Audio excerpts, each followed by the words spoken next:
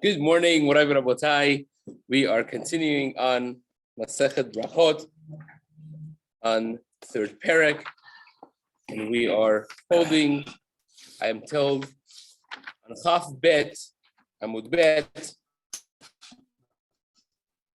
by the first two dots on the page, and we are kind of still in the middle of the discussion of whether or not someone that has had Tum'ah come out of his body by a seminal emission is allowed to learn Torah, is allowed to teach Torah, or maybe not. Davening, saying Berachot, as we have seen some, and we're going to see some more. And fundamentally, this has been a machloket between Rava and Abaye. What exactly is the core takana of Ezra? As we mentioned before, the Gemara says in Masechet Baba Kama and Daf Pei Bet that Ezra Sofer, who really put together the community after the first exile, and he was the one with Nehemiah taking back the Jews to Eretz Yisrael and building of the second Beit HaMikdash, he instituted a number of rabbinic institutions in order to put together the Kehillah in a proper way, 10th of which was the takana of Baal Keri, that someone that has become Tameh, in order for him to learn Torah or to teach Torah or to daven or to say Berachot, he has to first go to mikveh.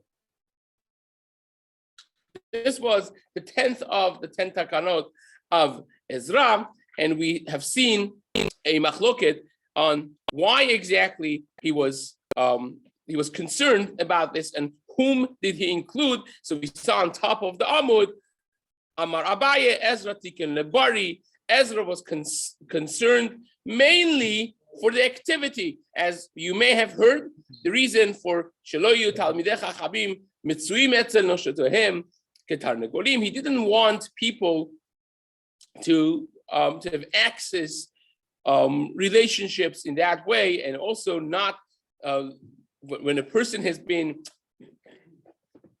in a state of Kalut Rosh, be mindful to go to mikveh before he learns Torah. So it's both for the kavod of the Torah in that way. When a person has engaged himself in Kalut Rosh, deliberately, he has to become tahor before engaging in Torah.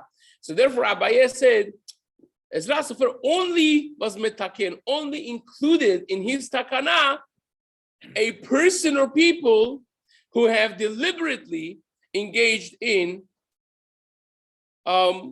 marital intercourse, and therefore they had similar emission, but not a bari leonso, but not a person that not deliberately just happened to him that he became what we call nowadays keri, right?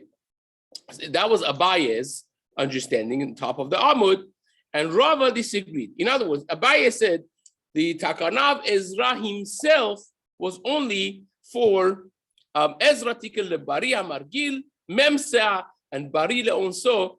Ezra Sofer said Bari Leonso is enough, doesn't have to go to mikveh, is enough to pour on his head, tet kabin, tisha kabin. The Atu Amorayu Peligi Bechole, and the Amoraim, they have the discussion about someone that is weak, physically weak, is sick, and therefore he saw a similar emission, not because he was engaged in any kalut rosh or his thought and hirhur was improper, but he's just, the body is weak. And Rava, we said, Amar Rava, nehide tiken Ezra tefila, netina mi tiken. Ezra Sofer only instituted tevilah, to go to the mikveh, a regular mikveh of mem se'ah, 40 se'ah, but the whole business of tet kabin, of taking a shower or pouring some water on your head, Ezra had nothing to do with that. So what happened with that? Says the Gemara in Rava, Natinami tiken, v'amar mor Ezra tiken tevilah leba'alei kerim. He says the takana of Ezra was only including tevilah, not netina. And therefore, Rama Rava Ezra tiken tevilah lebari amargil memsea. Ezra only instituted to go to a regular 40-sa mikveh for a bariya margil, for a healthy person that had a similar mission deliberately.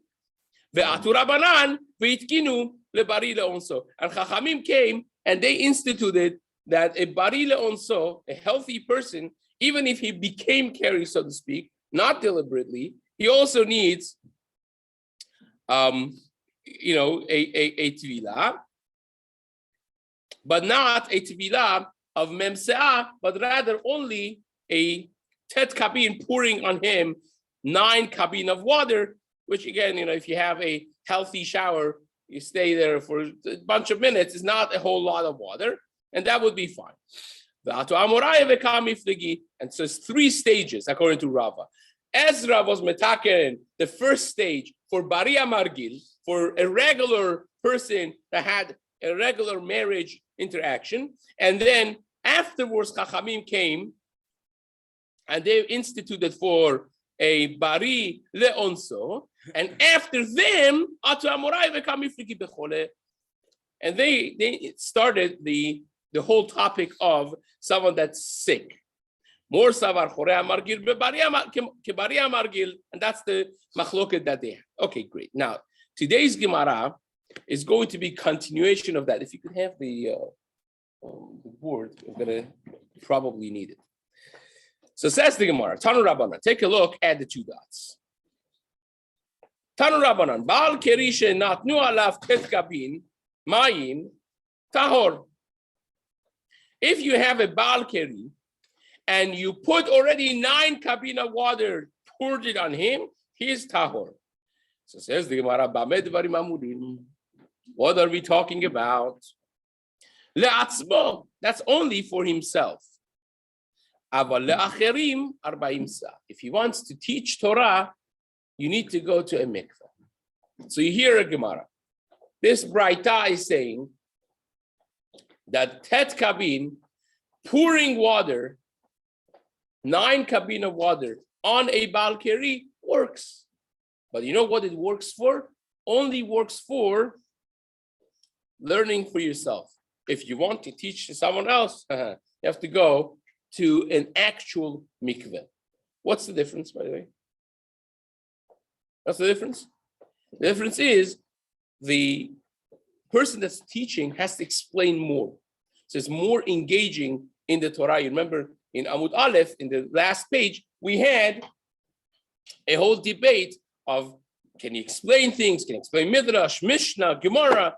So it depends how engaged you are. When you're teaching, you're really engaged. A. B, when you learn this from the Psukim, you remember the pasuk that we used. What was the pasuk that we used? That the Baal Keri cannot learn Torah. You have to teach them to your children, right? Rather, you have to teach it to your children and your children's children. The day you stood on Har Sinai, you remember that? That was the whole comparison from which we learned the concept of Baal Keri. That it compares the learning of the Torah to the day that they stood by Har Sinai, and the Gemara learned, just like there, the Torah said, you have to stay away, Al Tigishu El Haisha, don't become a Baal Keri. Here also, when you learn Torah, you have to be tahor. You remember that? So what's the context of the pasuk? The context of the entire pasuk is when you're teaching it to your children and your children's children. So when you teach Torah, you see the Gemara says it's more important to keep Torah than it is when you learn yourself. Right? So says the Braita. Remember the 2 parts of this Braita. The first part of the Braita is Tanu Rabbanan, Baal Keri shnatnu alav tet kabin mayim tahor. A Baal Keri that you put tet kabin on him is tahor. Lamed Varim Amurim la'atzmo. Aval la'acherim 40 sa. For himself is 9 kabin. For others is 40. So that's the ratio of the Mishnah. So let's put this down on the board in a way that we will remember. Let's call this himself versus others, like teaching versus learning. We'll put it 9 versus 40, right? This is him, and this is others, okay? Hard to write it here. This is the Resha of our Mishnah, right? Now the Seifa, the second part of the Mishnah, the Braita rather, is going to be like this. Rabbi Yehuda Omer, Mem Se'ah Mikol Makom. Rabbi Yehuda says, we're going to see what this Rabbi Yehuda means, but Rabbi Yehuda says 40 seahs work always, right? In any case. So that is the Seifa of the Mishnah. We're going to have a machloket on both the Resha and the Seifa in two pairs of our sages over here. Says the Gemara. Rabbi Yochanan and Rabbi Yehoshua ben Levi. On one hand, you have, it's easier for me now. On one hand, you have Rabbi Yochanan and Rabbi Yehoshua ben Levi. And on the other hand, you have, this is one pair of Amoraim, and says the Braita, Rabbi Elazar, Rabbi Yossi, Rabbi Chanina. And on the other hand, you have Rabbi Elazar and Rabbi Yossi, Rabbi Chanina. So these two pairs, one of each group had machloket number 1, and one of each group are going to have machloket number 2. One of each pair is going to disagree about the beginning of the Braita, and one of each pair is going to disagree about the second part. So now let's learn it inside. It's a little more visual, it's easier. Says the Gemara. Chad mahai zuga v'chad mahai zuga. One of each pair, a Resha, they disagreed about the Resha, the beginning of the Braita. Chad Amar, one of them said, the Amrat, this that you said, for himself only 9 kabin works, but for teaching to others, you need a regular mikveh of 40 seah, right? Lo shanu ela lechole hamargil. That's only for a chole hamargil, for a sick person that had a regular marriage. In other words, when you say a sick person, the only difference for a sick person is that sometimes he will have, unconscious, so you can call it whatever, non-deliberate seminal emission because his body is just half broken, is sick. So he could have small emissions without him knowing. But when he actually decides to be with his wife, so that's not considered any difference. So that's the difference of for himself 9 and for others 40. Even a sick person that decided deliberately. But says the Gemara, but if you have a sick person that unintentionally became a carry, so he's sick and he's unintentional. So if he was bari, if he was healthy, we would say even if you became a carry at night in your sleep, it's because during the day, maybe your mind was wandering, maybe you had hirhur, it's your fault. But a sick person is not his fault necessarily. His body is not there 100%. So because it's not his fault, says the Gemara, in that case, we will be lenient for him that he could have 9 kabin, even if he is teaching others, which usually would not happen, right? Usually for others, you always need 40.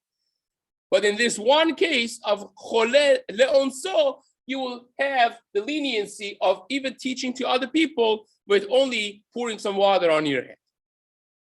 The other one says, no, absolutely not. The other one argues and says, no, you have no such heter. For others, always you have 40. These two go always together. You never have a case that you could teach Torah to other people with 9 kabin, never. It always has to be with 40 se'ah going to a regular mikveh. So that's one machloket. One of these pair and one of these pair, they have this argument about a sick person that unintentionally became keri. Can he teach other people with just 9 kabin pouring on his head, or does he have to go to a regular mikveh? One says he can, one says he can't. Now that we explained it, we could say it's going to become very soon irrelevant when we get to the end of this sugya, hopefully time allows. So let's go quickly.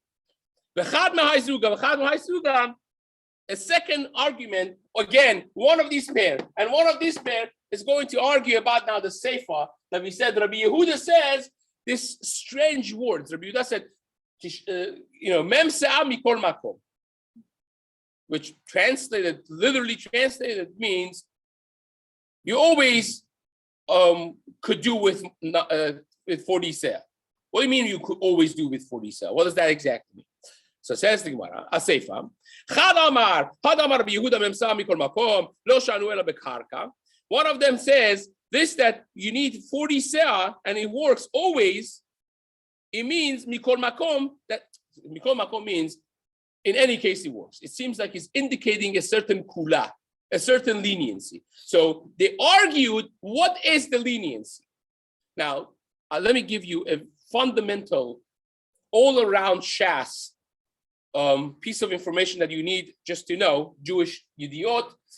The mikveh that we learn from the pasuk, that has to be in the ground. You can't have a vessel sitting on top of the ground and fill it with water and then go inside of it, and that's completely pasul from Torah level. That's not going to work. Even it's not midrabanan, that's pasul. It's midoraita, that's pasul. The pasuk says, mikveh o ma'ayan, right?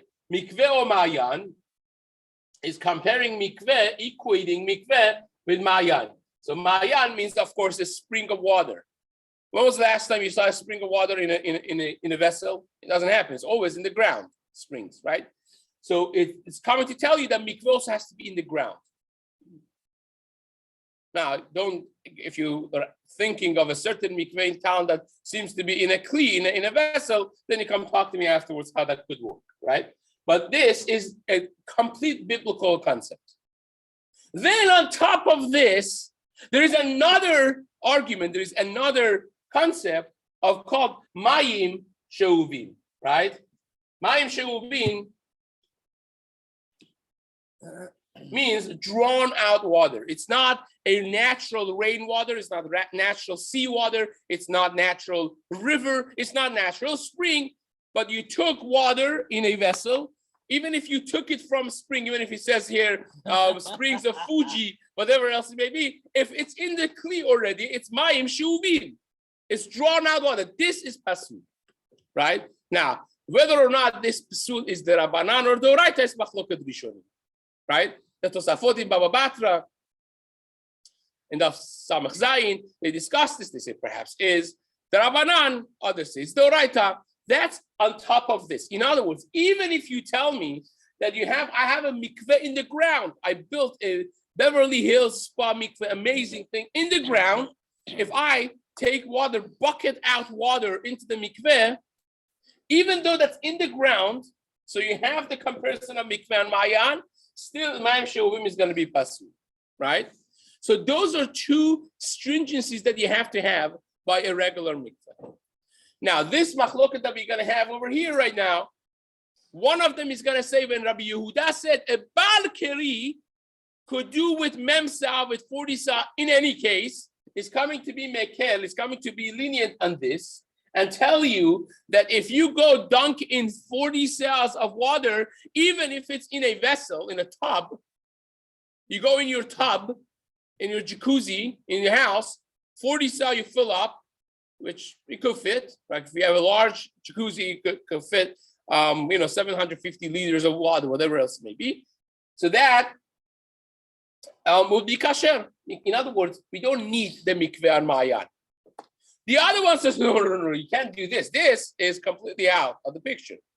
But what Rabbi Yehuda is coming to say is, you could do mayim sheuvim. In other words, you have a swimming pool. Swimming pool is built into the ground, but the water that you put in it is Maim Shuvim perhaps. And that you could be mekel for tevilah of Baal Keri. Right? Now you understand, by the way, why some people go to swimming pool every morning instead of going to mikveh. It's not that swimming pool is considered a mikveh for the Oraita level because of perhaps this, and it could have other problems with Zochalin and others, but Lemase, it's because it's Maim Shuvim kasher for Tvilah of Baal Keri comes from this Rabbi Yehuda. Okay, so now we saw it outside, let's quickly read it inside. One of them says you could even do it bekelim. Bishlam on the mandamar afilu bekelim. Hainu the katani Rabbi Yehuda omer memsah. The one that says you could do it in a kli, you could do it in your jacuzzi or bathtub. That's what it means that Rabbi Yehuda said you could in any case do tevilah in with memsah with 40 sa'as. And alon namar bekarka in bekelilo. But the one that says it has to be in the ground, it can't be in the keli, so that's X'd out. What is the kula? What is the leniency of Rabbi Yehuda? First white line, take a look. Mikol makom la'atuyemai. When he says mikol makom, what is he coming to add? Says the Gemara, la'atuyemaim shuvim. It's coming to add a leniency of ma'im shuvim. That even though that you have to be stringent in mikveh in karka, that you can't do keli, it has to be inside the karka, a swimming pool, a mikveh, but you could be lenient on ma'im shuvim, that if the water was bucketed out inside the mikveh, that is still kasher. Rav Papa, Rav Huna, Brech, Rav Yeshua, the Rava, Bar Shmuel, Krichu Rifta. There's three Amoraim sitting and having a Suda together, right? Rav Papa, Rav Huna, and Rava. So says the Gemara, this is again not the Rava, it's Rava Bar Shmuel, and Rav Hura also is Brech, Rav Yeshua. So says the Gemara, Amaleu Rav Papa. Rav Papa said, Havuli ledidi lebaruch. Let me be the one to bench. I could be the one to bench the naful lavai tet kabin because I was machmir on myself and I did tet kabin. I've done the tish'a kabin method for tish'a kabin on myself, so therefore I'm tahor. I could be the one to say the benching for everyone. In other words, here the Gaon's minhag was that the one would bench, another one would listen. There's a whole machloket of Rav Hadat Melech and so on. There's a long bracha, but this chevra, this group of Amoraim wanted to have benching one for everyone. So our Papa said I could do it because I already did Tish'a Kabin. I'm tahor. I could do it. So Rava says, "Hey, you think you're a tzaddik? I did even better. I should be the one because I went to mikveh of 40 sa." And he disagreed with Rav Papa first. He says, Tanina, we learned in the Braita that only for yourself Tish'a Kabin works, right? Remember, only for yourself Tish'a Kabin works, but for others you need 40 sa. So you're telling me, you're bragging, Rav Papa, that you did Tish'a Kabin. That works if you want a bench for yourself. If you want a bench for us, you have to have 40 sa. And guess what? I have done 40 sa. I've done a regular mikveh, and therefore I should be good. I should be the one to bench. Elahavu li ledidi lebaruch. Give it to me. The naful ilavai arba'im sa. By the way, Aderet Eliyahu on this Gemara says, this is the way Amoraim would have divrei Torah between themselves. First of all, they don't care who's going to be saying it, even though the Gemara says it should always be after the one, after the kavod of being the one to bench, because you're giving the zimun of havlan and evrich, and that's considered a big thing, it's a chud. But nevertheless, this says Adel Eliyahu, what the context of their discussion over here is not so snewed, because they are indicating that they became a kri, is not. But says that this is the way they were saying divrei Torah. They said it to see what the other person is going to answer, and that's exactly what happened. Rav Papa said, I could do it because of Tisha Kabin. Rabbi right away said, wait a second, that's for yourself, for himself, for others. You need memsa. So you already have a disagreement here, and that's how they said Divrei Torah. Amar Rav Huna said, I'm the best.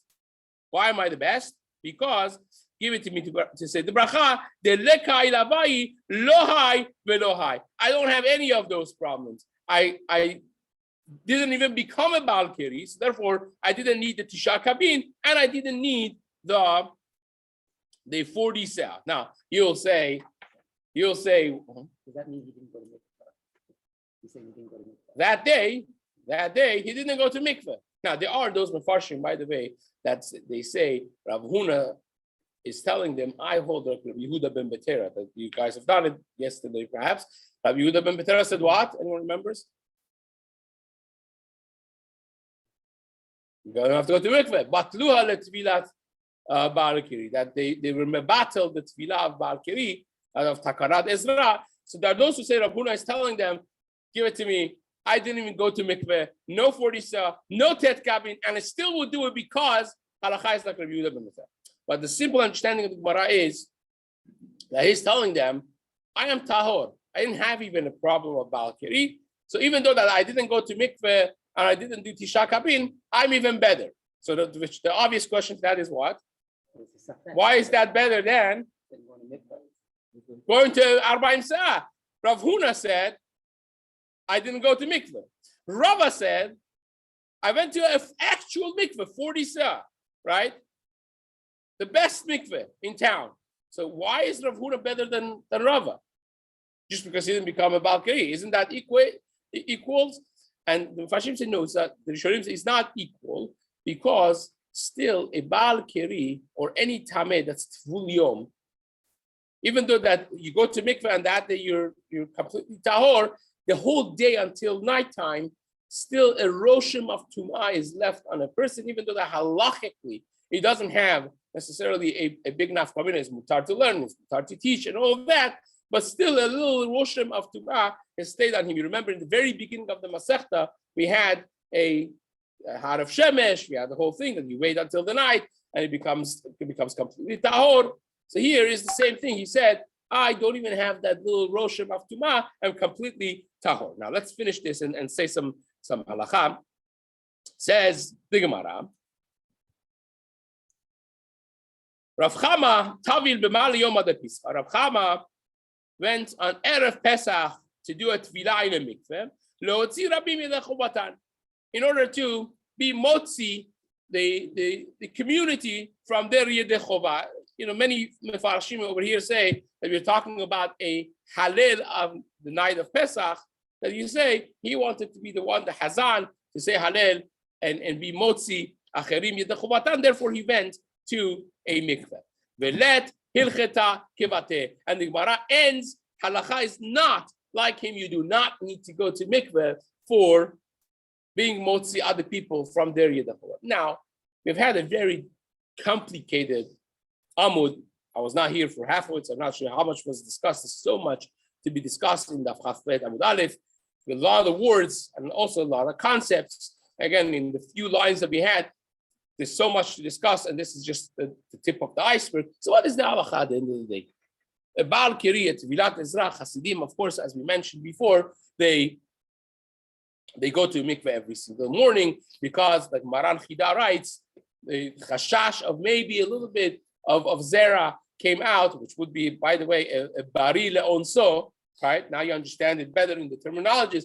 A bari leonso, or even a chone leonso, that a little bit came and you didn't notice it because he went out with urinating. So therefore, we go to mikveh every morning to make sure that we are tahor before tefillah. That's what Maran Chida says behind that concept of going to mikveh every single day, which the Hasidim take very seriously, right? So is that halakha? Is that not halakha? What is halakha is very interesting debate within the Rishonim already. Rambam writes in two places. I'm going to read one of them for you. Rambam writes as the last halakha in Ilchot Kriyat Shema, in Perek Dalet halakha chet of Ilchot Kriyat Shema, Kol HaTemeim chayavim beKriyat Shema umevarachin lefanea ulacharea. Rambam says all of the people who are tameh, they still have to say Kriyat Shema, the Berachot beforehand, afterwards, Behen Betumatan, Afal Pisha Efshar Lahen La'alot Betumatan, even though that's possible for them to go to mikveh and get rid of the tum'ah, Bo Bayom, Kegon Hanogim Besheretz or Benida Bezava or Mishkavan Vechayotze Bahen. All of them is Chayav. Ve'ezra Betino Tiknu. Here is where Rambam brings Takanat Ezra. Ezra and his bedin, they were metaken. Shelo yikra ba'al keri levado min she'ar temeim. Even though that you have other tumas of nida, of zav, of sheretz, high-level tumas, and still they are all chayav to do kriyat shema, tefillah, all that. Ba'al keri, Ezra was machmir with him. Why?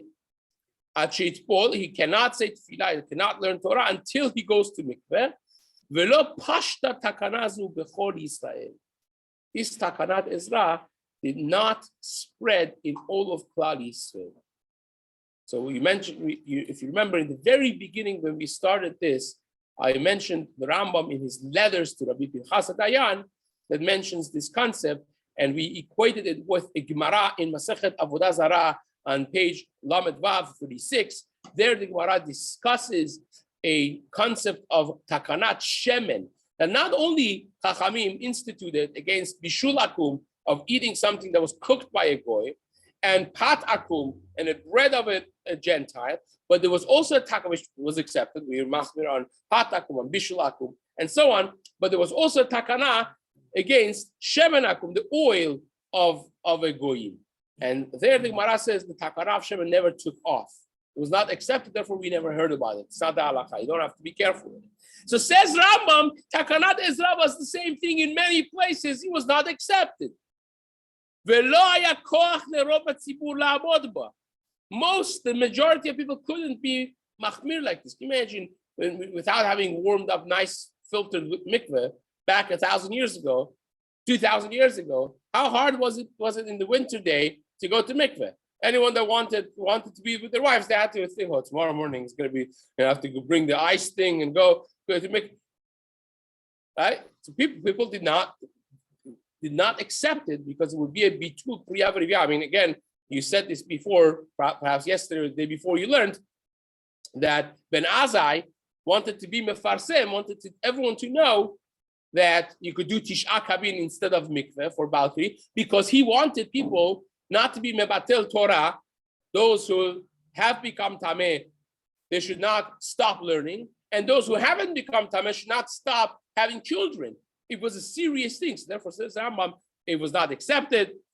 Lefichach biteluha. Therefore, they nullified the takana. The kevar nagu kol Yisrael, all of the Jewish nation has basically accepted the minhag likrot b'Torah, to read the Torah, kriyat shema, to say shema. And they are Baal Keri without going to mikveh. The fish and divrei Torah mekabelin tum'ah, because divrei Torah do not accept tum'ah on themselves, which is the words of Rabbi Yehuda ben Betera, ela omdin b'taratan leolam. So basically, Rambam takes sides and paskins halacha like Rabbi Yehuda ben Betera over here. But the second beautiful part of this is what I discussed, that he himself swears. Says, Meid ani alai shamayim va'ares, writing a letter to Rabbi Chasayan, says, in my life, never have I nullified Takarat Ezra and Tevilat Ezra. I've always gone to mikveh unless I was sick. Why? Because he understood that he was coming from communities that accepted Takarat Ezra, and therefore for him would be a chiyuv. Just like by Pat Akum we find such a concept, here is what Rambam also felt, which again opens a can of worms of whether or not certain Middle Eastern countries, they would have to halachically be machmir on Tevilat Ezra. And Maran Shulchan also writes a very similar thing to this. He says, Kol ha'tebein korim b'Torah, v'korim kriyat shema mitpalelin, chutz mi ba'al keri. He basically paraphrases the Rambam over here. And then at the end, he says, after mentioning the Takarat Ezra shelo yu talmidei chachamim metzvin esel shoten k'tarnegolin, ve'achar kach bitlu ota, says Maran Shulchan Aruch. After this Takana, at some point, they nullified the Takana. They said, do without it. They stood it on din Torah. That even a Baal Kerim mutar b'divrei Torah u'b'kriyat Shema, you could learn, you could daven and say Shema without Tvilah and without even Tish'a Kabin, v'chen pashat haminhag. And that's the minhag that has been well spread. Muzav we don't even deal with now. Baal Kerim would be the bigger one, because even though that we don't have Tu B'Tara, still we would keep it. Now, that being said, in the 1 minute that we have, Reb Chaim Kanievsky's sefer we have started. It's a beautiful, beautiful sefer. What was coming before Mincha, you know it firsthand. He has a whole erech on Tvilah and Ta'ara, and he says that tremendous things. I mean, if the time would allow, I would bring the sefer and actually read through it. But he says unbelievable things about the kedusha, the hatzlacha that the person has when they're careful in the Tfilat Ezra, even though the halachically we just learned in Shulchan and Rambam that is mutar, short of what we mentioned about the minhagim and the Rambam, but nevertheless he says someone that is careful in going to mikveh has tremendous ruach ta'ara, and B'ezrat Hashem maybe tomorrow in the beginning we'll learn about this inside, and he even says that people whose words have been accepted for generations in Klal Yisrael are only people who were careful in Takarat Ezra and going to mikveh, as we're going to see B'ezrat Hashem, the details of that in the days to come.